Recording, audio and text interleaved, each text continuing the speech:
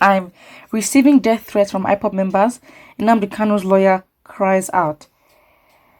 Aloy Jemako, who is one of the counsels to the leader of the indigenous people of Biafra, Nnamdi Kanu, has stated that he is receiving death threats from people I've been defending for years. Wow. In a tweet on his verified Twitter handle on Monday, Ejemako linked the threat of murder from Ipob members to the controversial suspension of the sit-at-home directive by Ipob leadership. He clarified that Kanu in the detention of the DSS Abuja did not pass the sit-at-home order that was started about 3 weeks ago through him, Ejemako. He noted that the message was already delivered by others the day before I visited him on the 9th of August. I can no longer keep quiet because I'm receiving death threats from people I've been defending from this for years. Hear this. Onyendu DID did not pass. Onyendu did not pass the sit-at-home message through me. The message was already delivered by others days before I visited him on the 9th of August. Check social media, Ejemako wrote.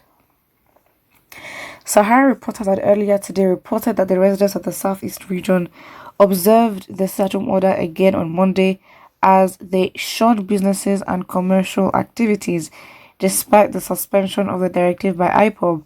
However, in some areas of the region, people went about their daily business. Ipob had maintained that the Ghost Monday would no longer hold every Monday based on the directive from its leader, who said it should be observed only on the day he appears in court. However, despite the declaration of the group that the weekly lockdown Mondays had been suspended, some people in the region have continued to stay indoors on Mondays since the directive was first announced. Wow. Yeah, of course, I mean, this shows that that the government's plan is basically working. I mean, this is like organizational issues, communication issues, all the issues you can have when your leader is not present, and this is what the government is planning to do. It's very much clear, and now the results clearly show the intention of the government.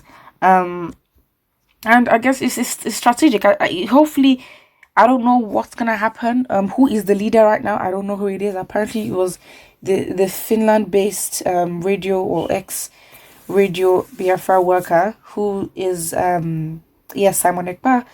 Now he's no longer there. Who else is in Nnamdi Kanu's position? Because what they need to understand is that the government is trying hard to disarm them, and of course, if directives are being passed in a in a third party form where Nnamdi Kanu himself is not the one to say, and you hear and you see him give an order and directive, then I don't know. They might have to just suspend Ipob for for a month until he comes out. Would that be likely that he's gonna come out soon? I do not think so. But the fact is, this is a strategic way to disarm Ipob, to break their unity. Disorganization gets in, confusion gets in, and when your leader that actually, I mean, obviously Nnamdi Kanu is very much respected in Ipob and of course the southeast as well.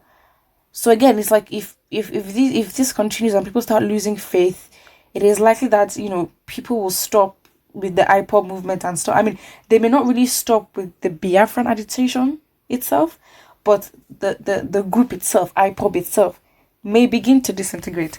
It just may be, because the leader is not active. That is it. Barrister, any topic or statement that you use will be used against you. Ipob can't attack you or be treated. Okay, I can't even read that. Nnamdi was right all along. Okay. My learned brother, the people that are threatening you can never be members of Ipob, because every member of Ipob wants Nnamdi Kanu to be freed as soon as possible. It's now obvious that the incessant killings going on in the southeast is being sponsored by the government in order to give Ipob a bad name, bad reputation. Somebody here says it will never be well with Sahara reporters for confusing Biafrans. Okay, you better repent now and do the needful, because nobody plays politics with Nnamdi Kanu. and goes free.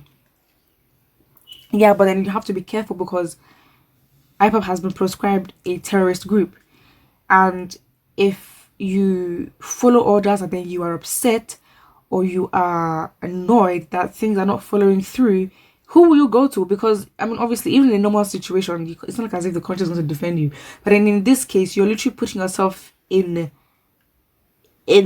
trouble, because it's like you just have to be careful what you're associating to, especially as there is no leader right now, especially as there are no clear directives. And it's not like people are just following, they are just following. I mean, they hear, okay, fine, Nnamdi Kanu said, said that this, and then that's it. They follow that, that is the end of it. And, you know, people are still, even though they've announced and they've, retracted the order, people are still, on Mondays, still staying at home. The certain order is still running. And then they will come out and say, Nnamdi Kanu said, this person said, Nnamdi Kanu said, and it will all fall back on Ipob. So they need to fix something. I think a statement came out that Nnamdi Kanu saw this day coming, and it's not like, okay, fine, if you saw this day coming, then how prepared were you?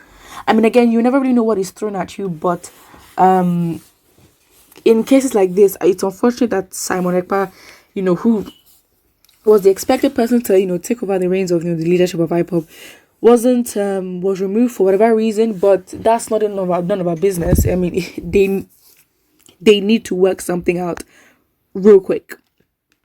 It's not even like it's not even funny. They really need to, because this is a perfect strategy. The government wants to disarm, they want to disintegrate this group.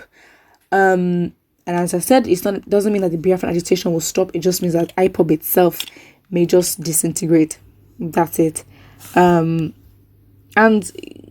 yeah, honestly, that is literally it. So it's unfortunate the lawyer is receiving death threats, which of course shouldn't be. But then it's like, he says the death threats are for people he's defended. So it's like, could that possibly be people who are pretending to be those who defended, or they're actually the ones? How do you properly know the identity of these people? But if he says the identity of these people sending death threats are people he's defended for years, then he has got to be very, very careful and cautious with what he says, the way he moves, and where he's seen. That's it. But what you think about this, and don't forget to like and subscribe.